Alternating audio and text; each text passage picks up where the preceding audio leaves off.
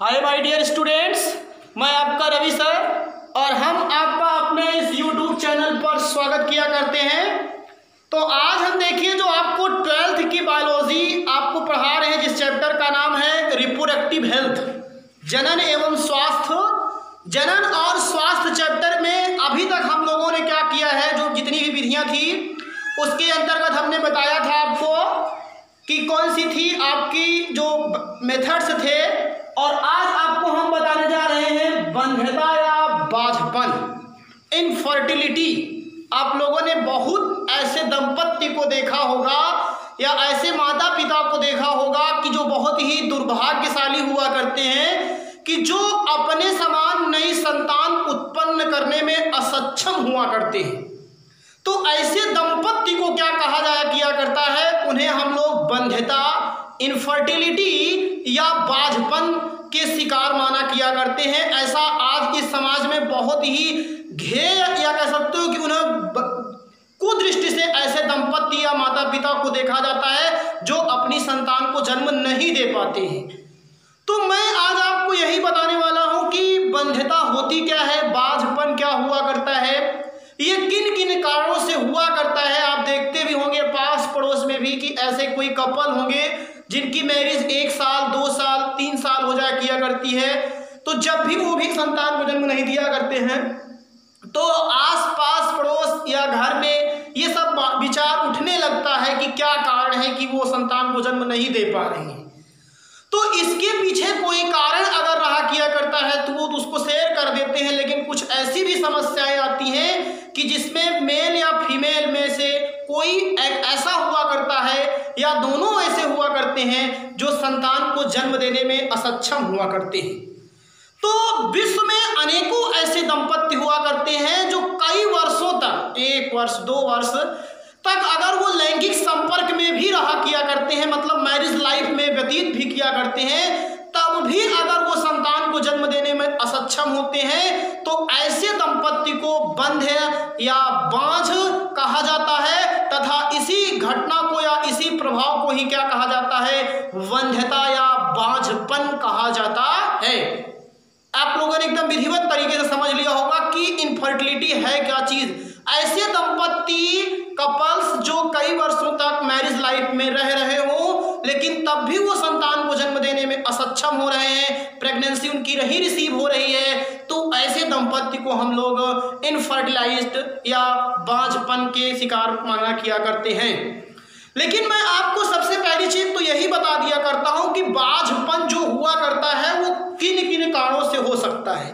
पहली चीज तो जो बाझपन हुआ करता है वो जन्मजात हुआ करता है। कुछ ऐसे भी लोग होते हैं जो जन्म से ही स्टेराइल हुआ करते हैं। कुछ बाद में शारीरिक डिफिशियंसी के कारण क्या हुआ करता है, आता है। और या फिर बाझपन कुछ विभिन्न प्रकार के जो इनफर्टिलिटी के कारक के जो रोग हुआ करते हैं जो मेल और फीमेल में होते हैं, उसके कारण भी बाझपन बीमारियां उत्पन्न हुआ करती हैं।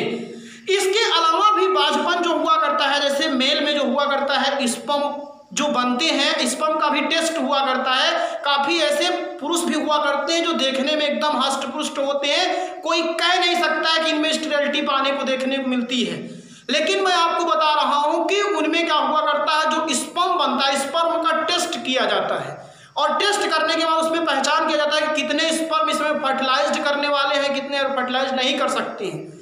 तो वो भी क्या हुआ करते हैं कि वो आपके बाझपन के शिकार हुआ करते हैं।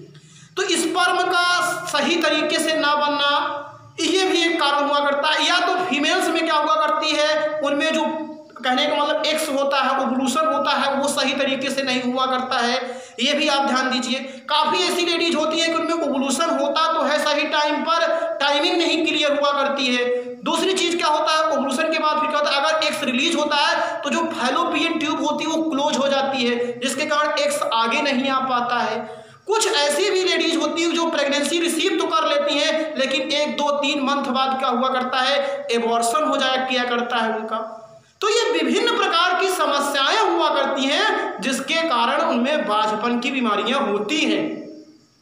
और कुछ ऐसे भी रोग होते हैं जो बाझपन के कुछ ऐसे रोग हैं जिनका हम इलाज तो कर सकते हैं, लेकिन कुछ ऐसे भी बीमारियां हैं जिनका इलाज नहीं किया जा सकता है। तो इसको हम यहाँ पे जानेंगे और बांझपन को दूर करने के लिए कुछ टेक्निक अपनाई गई हैं। सहायक जनन प्रौद्योगिकी जो है वो एसोसिएट आपकी रिप्रोडक्टिव टेक्निक्स हैं, उसकी सहायता से हम कुछ हेल्प किया करते हैं, जिसमें एक नाम आप लोगों ने सुना होगा टेस्ट ट्यूब बेबी। ये उन्हीं दंपति के लिए है जो बांझपन के शिकार हैं, तो वो टेस्ट ट्यूब बेबी की सहायता से संतान को जन्म दे सकते हैं।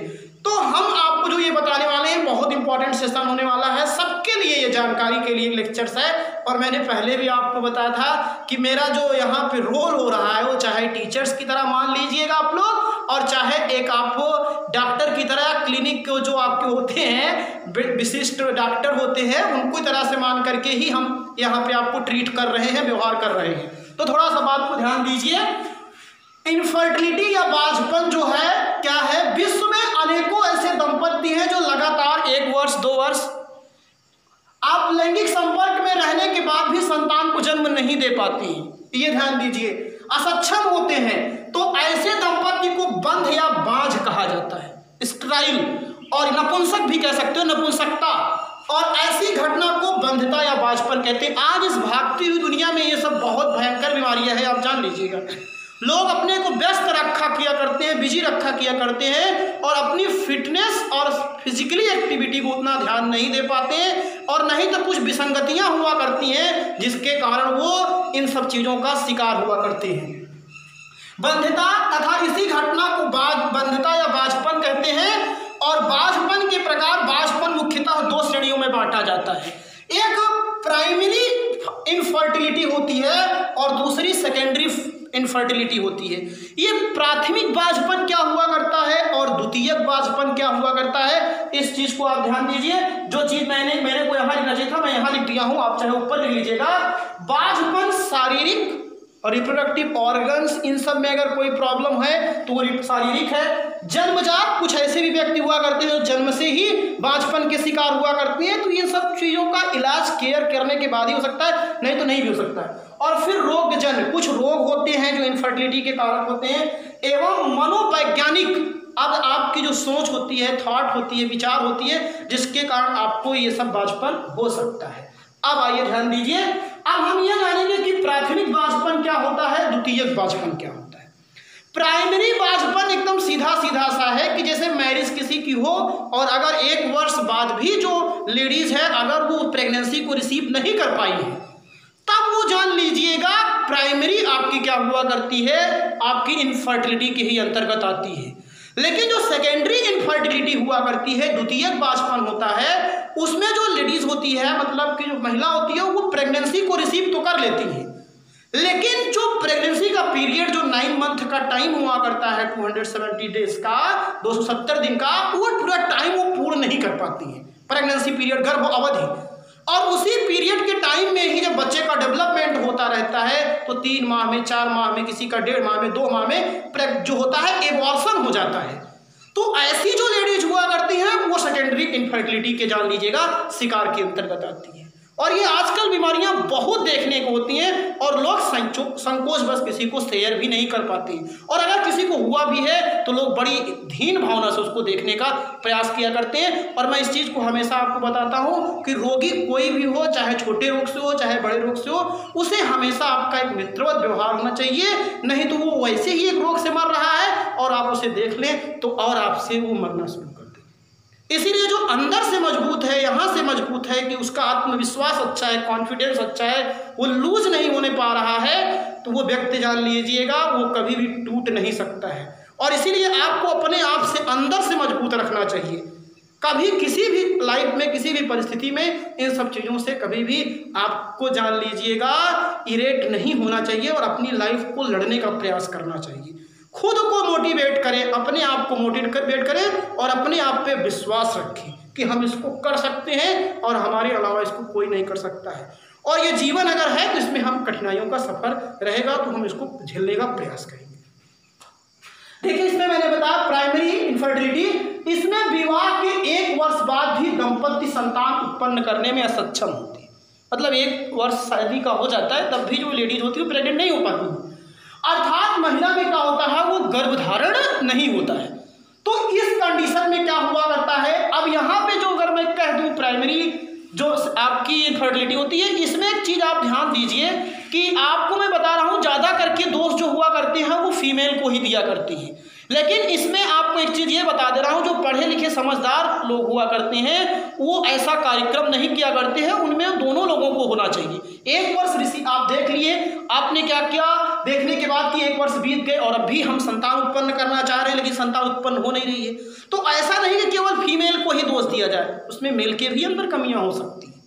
आपको मैंने बता दिया कि स्पर्म की संख्या कम होने के कारण भी फर्टिलाइजेशन नहीं हो पाता है, तो जिसके कारण क्या हुआ करता है, इसीलिए वहां पे जो सही कर्तव्य है कि जो दोनों दंपति हैं, कपल हैं, उनकी ये जिम्मेदारी है कि आप दोनों खुद लोग एक बढ़िया स्पेशलिस्ट डॉक्टर के पास जाइए और अपनी समस्या को बताइए और वो दोनों लोगों का बढ़िया सा मेडिकल ट्रीटमेंट करेगा, तब आपको समस्या का निराकरण मिल जाएगा।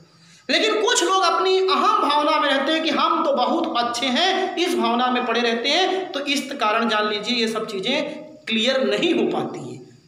तो इस तरीके से यहाँ पे करने से समस्या का निराकरण किया जा सकता है। द्वितीय बांझपन, इसमें महिला का गर्भधारण हो जाता है, रिसीव तो कर लेती है जैसे मैंने बताया था, किंतु गर्भकाल के पूरा होने से ही एबॉर्शन हो जाता है।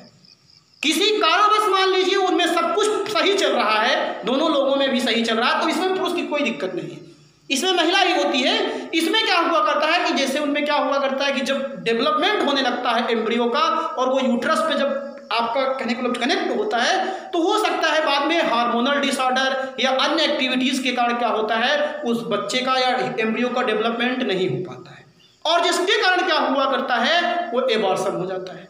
तो फिर इसका भी इलाज आपके पास ट्रीटमेंट है।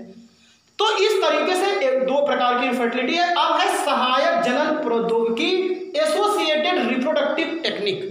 आप मान लीजिए अगर ऐसे दंपति देखने को मिल जाए आपको पूरे विश्व भर में, बहुत है, तो अगर वो संतान को जन्म ही नहीं दे पाएंगे तो उनको वंश कैसे चलेगा। तो इसीलिए क्या किया गया है, विज्ञान ने कुछ जहां तक प्रयास किया जा सका है कि ऐसे दंपति को अगर हम वैज्ञानिक तरीके से या कुछ भी विधियों द्वारा हम क्या कर सकते हैं, टेक्निक के द्वारा उन्हें संतान उत्पन्न करने में हेल्प कर सकते हैं, मदद कर सकते हैं, तो उसी को हम लोग सहायक जनन प्रौद्योगिकी कहते हैं। एग्जाम में आया हुआ है, नोट कर लीजिएगा, इसीलिए इसको समझा रहा हूं और आपको इतना डीप इसलिए बता रहा हूं कि आप एकदम समझ जाइए और डांस करिए विधिवत तरीके से। तो इन टेक्निक के द्वारा क्या कर सकते हैं हम, जो वंध्यता के शिकार हैं उनको हम संतान को जन्म कराया जा सकता है। लेकिन आपको बता दे रहा हूँ कुछ ऐसी परिस्थितियां होती हैं कि जिनमें फिर ये सब टेक्निक भी क्या हो जाती है, फेल हो जाती है, और फिर मेरे हिसाब से तो वहाँ पे तुम लोगों के लिए वही अच्छा होता है कि आप अपने रिलेशन में, या तो फिर आप बहुत ज़्यादा प्रतिभाशाली हैं, समझदार हैं, तो किसी गरीब परिवार के माँ बाप के बच्चों को आप गोद ले लीजिए, आप उसे अपना बच्चा मानिए और उसकी सेवा कीजिए, आपका भविष्य और उस बच्चे का भविष्य उज्जवल हो जाएगा। ये भी एक तरीका होता है। तो आप ध्यान दीजिए, बंध्यता एवं बांझपन के निवारण के लिए प्रयुक्त की गई विधियां, ध्यान दीजिएगा, बंध्यता एवं बांझपन के निवारण के लिए प्रयुक्त की गई विधियां जिनकी सहायता से शिशु को जन्म दिया जा सकता है, नए शिशु को जन्म कराया जा सकता है, किंतु कुछ रोगों के निवारण में इसका नहीं किया जा सकता है, तो ऐसी विधियों को सहायक जनन विधियां कहते हैं। अब इसमें कई विधियां हैं, एक IUF है, एक IUI है, एक आपकी गिफ्ट है GIFT, एक आपकी जिफ्ट है ZIFT। 4 विधियां हैं जिसमें टेस्ट ट्यूब बेबी भी आपको हम बताएंगे उसी के अंतर्गत। तो उस सब चीज़ों को आगे अब हम कल पढ़ेंगे। सहायक जनन विधियों के अंतर्गत कौन कौन सी विधियां आती हैं, तो इतना आप बढ़िया से इसकी नोट्स बनाइए। मैं बार बार रिक्वेस्ट करता हूं कि आप अगर मेरा विश्वास करें, लेक्चर्स को केवल आप 2 बार सुने, आपको पूरा अगर ना एकदम याद हो जाए, आप खुद किसी को ना समझा दो, तो फिर विश्वास ही नहीं रह जाता है हमारा, जान लीजिए। और अगर सब चैनल पर नए हैं तो चैनल को सब्सक्राइब करके बेल आइकन प्रेस कीजिए और अपने फ्रेंड्स के बीच में इसे शेयर कीजिए। थैंक यू, धन्यवाद।